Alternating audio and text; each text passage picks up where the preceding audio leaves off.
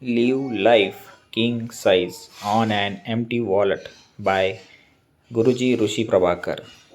Chapter 5. Growing in Happiness is Growing in Silence. My life took a 180-degree turn as I recognized that silence is happiness. I wanted more of it. I realized that effort is waste of time. Life is effortless was the crucial central theme of Maharshi's teaching. His great book of contemporary on the Bhagavad Gita was a turning point in my life, driven by this understanding and the practical experience of effortlessness in meditation and the joy I received from it. I gave away my Ferrari and packed my bag to return to India.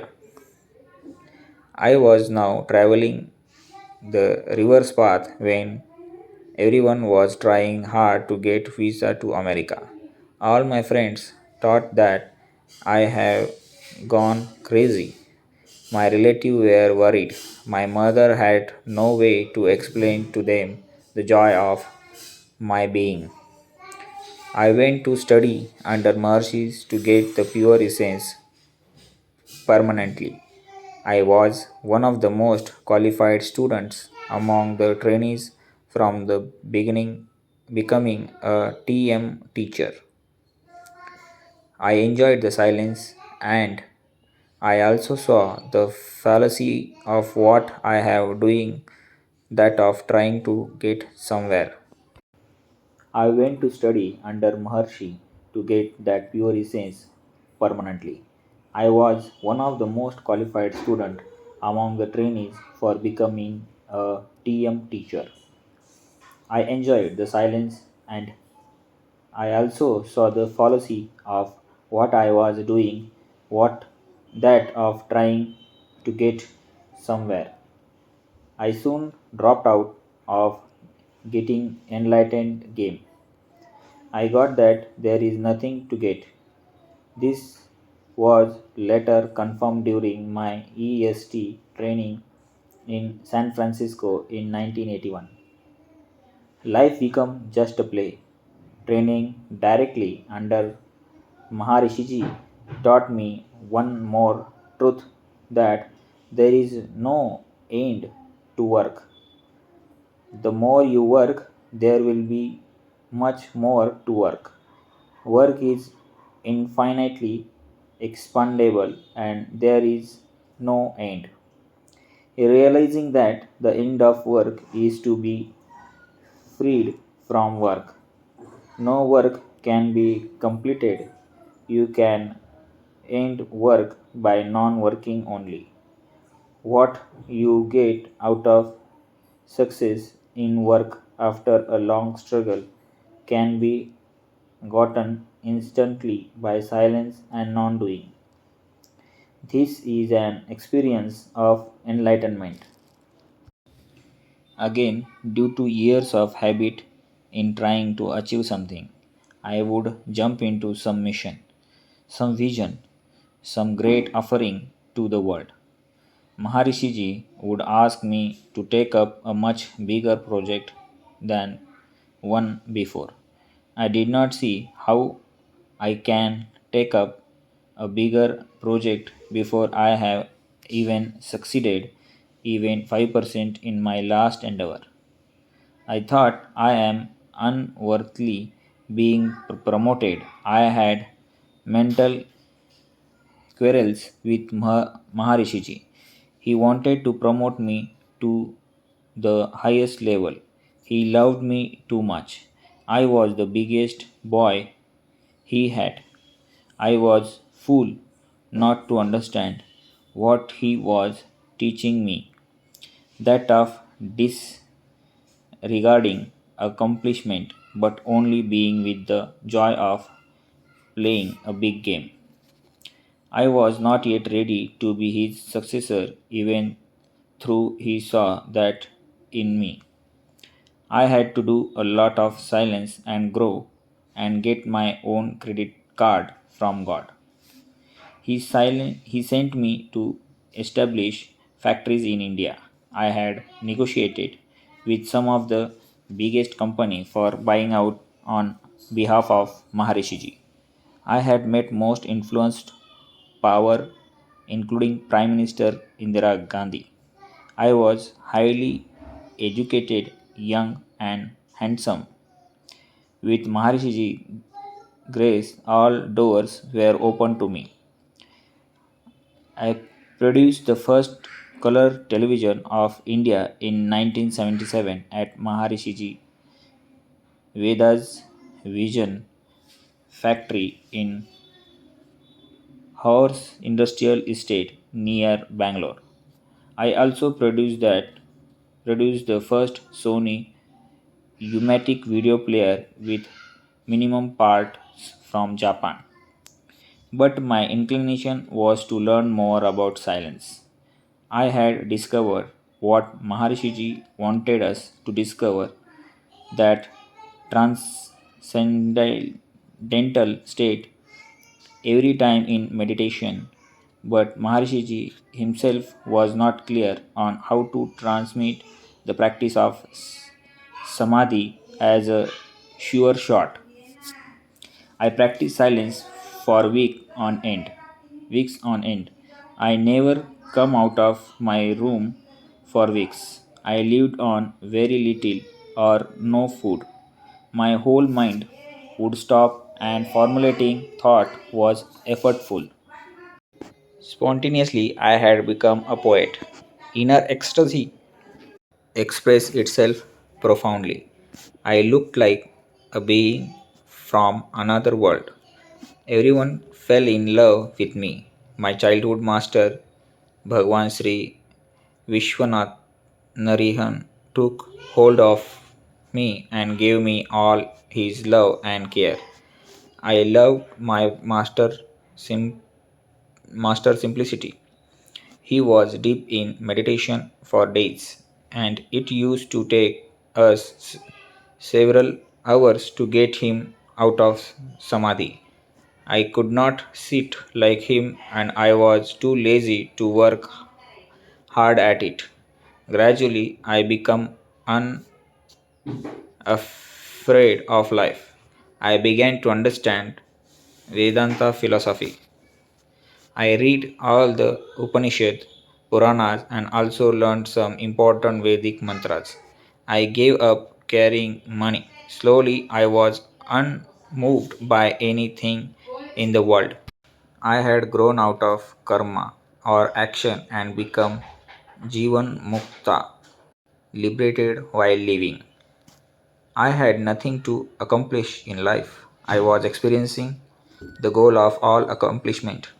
I had attained peace. I had attained the first degree in spiritual science. We call it Brahmagan.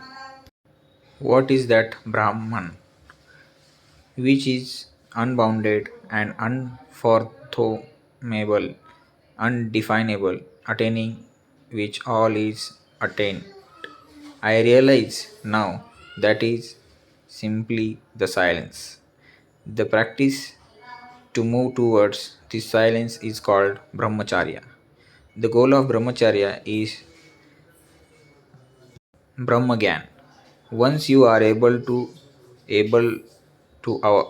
abide in silence and see beyond dualities of right and wrong, you are brahmagyani or a realized soul. With a sharp intellect and settled in silence, you have a reverse picture of the world. All friends who supports your ego turn into enemies. All enemies who threaten your ego become your greatest well-wisher. You develop unbounded humility and freedom as a nobody, not just as a philosophy, but in actual practice. You can befriend the most downtrodden and see the great God in him. You can befriend the most downtrodden and see the great God in him. You admire such soul for their existence in spirit of such suffering. They appear as greater God than kings and prime minister. You start seeing the world upside down. Most people in the world live like human animal. Their only concern is their family and mere propagation of the race. They worry about survival, job, money, enemy, education, marriage, promotions, cars, parties, and vacation. They have no time for silence. Death is their final silence. Once a person gets married, they have to adjust to so many issues and satisfy so many people. Their life is only about meeting their obligations, which they call as a dharma. So the wise men called upon the youth to practice brahmacharya, that is, silence before marriage. Nowadays, brahmacharya means only remaining celibate. The first education is to establish oneself as a Brahmagyani who is beyond the perceived opposition in nature, opposite in nature.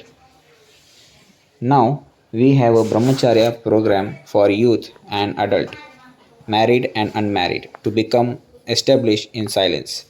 This is a great luxury. The Guru provides you with a food, shelter, and spiritual education so you know how to enjoy life effortlessly.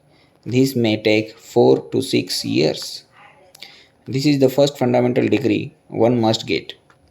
It gets your wisdom versus more mere application of intellect to be smart and smarter than others in competition. Nature is competitive and survival of the fittest is the rule. Anybody living by this law is a mere human animal. Love, humanity, kindness, services to humanity are not teachable in the comparative world. In modern universities, they only groom dangerous smart people who want to swallow the others. Only practice of silence under a proper guru can make you a human being with humanness, divinity, steadfastness, etc. Only a guru living in silence can be teacher. He can also guide the student in how to operate in the world by this example. The guru is also well versed in technologies and arts. Only a guru teaches how to convert technology into art. Art is of the soul and technology is of the intellect and repetition is of the mind. Those who live by the mind are mere donkey workers who painfully go to work every day for meager salary. Those who live by the intellect go to conquer the world with new experiments. Those who live by the Spirit enjoy what they are doing without being moved by success or failure. Deeper practice of silence. Level 1. Choose 3 days when you can get away and arrange for things to be taken care of without you. Go to a monastery or a place for silence where you are provided simple meals twice a day. Leave your phones at home or switch them off. Take lot of water and some lemon and honey to prepare your juices when you feel hungry. Just take it easy. Lie down, stretch, walk lightly until you feel very relaxed. Do not get into any conversation with anybody. Do yoga, asana, pranayam, and silence practice at your leisure. Listen to the body and relax after each every stretch. Do not be in hurry to accomplish anything. Drink lot of water when you feel hungry. You have come here to fast. First day will be trial. Tell your body that it is alright to be hungry and no need to worry. Read uplifting book like the chicken soup series. Again, no need to rush. After 2 days, take some lemon juice. If very tired, take it after the first day. More you fast, the better, but without any great pain. On the third day afternoon, take some light cooked food. Do not attend to any thoughts that come and go. Tell them that you will look after them later. You will feel a burst of energy. Later, half of third day, go over the situation you have to handle in life. You will find very creative solution in silence. Do not be in hurry to implement them. Take a little more time and contemplate later before taking action. Take a few week end session like above and become familiar with change of states. If an SSY center is available near you, take the SSY lesson on silence and the science of non-doing. Do 3 days advanced meditation courses and get 10 times more benefit with the group energy. Level 2. This training to enhance the amount of love you carry requires session in a group. You will learn the science and the art of being in silence with others. You please contact a guru who can guide you. Contact a SSY center nearest to you or go to the website www.ssy.org for more information and training for the next 4 fundamental education. What have you learned? Happiness is in silence and not in accomplishment. There is no end to work. Realizing that is a mini enlightenment. Mere celibacy is not spiritual. Moving towards establishing abundance in silence is brahmacharya and the real spiritual experience. Competition is the life of miserable human animal until you experience silence is happiness. You remain an animal. A life in liberation and freedom is the first spiritual degree called Jivan Mukti. Thank you. Here we come to end of chapter 5. I thank you.